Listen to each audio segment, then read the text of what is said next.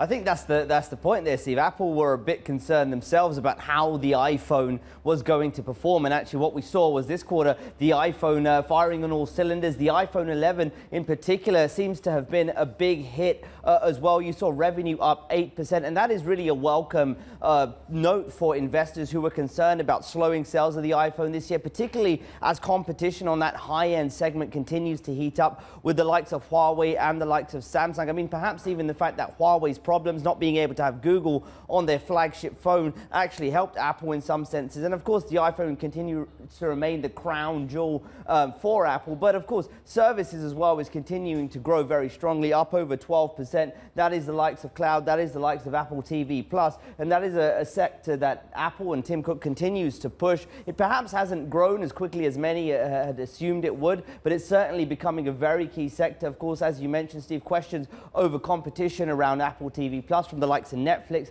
from the likes of Disney as well. So we'll have to see how that plays out and whether Apple can bring the content to Apple TV Plus that it hopes consumers will be drawn to. Just moving on to this point, because I think this has become extremely important. There were a lot of dismissive comments around Apple's other products a few years back. Oh, the Apple Watch won't be that big. But actually what we're seeing is this segment, which includes the likes of AirPods, the likes of Apple Watch, is now a $10 billion segment for the quarter. So that is huge. It's growing very strongly, and it continues to be an important point for Apple, and it will be going forward. Now, I just want to come back to the point about coronavirus as well, because you mentioned there, Steve, Apple's guidance, $63 billion to $67 billion. That is wider than the guidance that Apple usually gives, and that is because of the worries about the coronavirus. And Tim Cook on the earnings call spoke about how some of the retail stores in mainland China were seeing their retail hours affected. Some of the manufacturing plants weren't open because those workers were being told to stay at home. So that could possibly have a big effect in the next quarter and also going forward, as we don't know how long this is going to be around and we don't know how much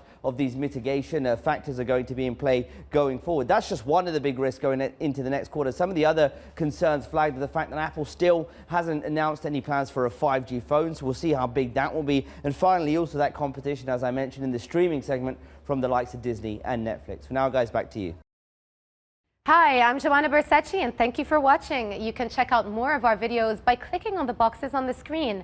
And don't forget to subscribe to our channel for more from CNBC International. Thank you for watching.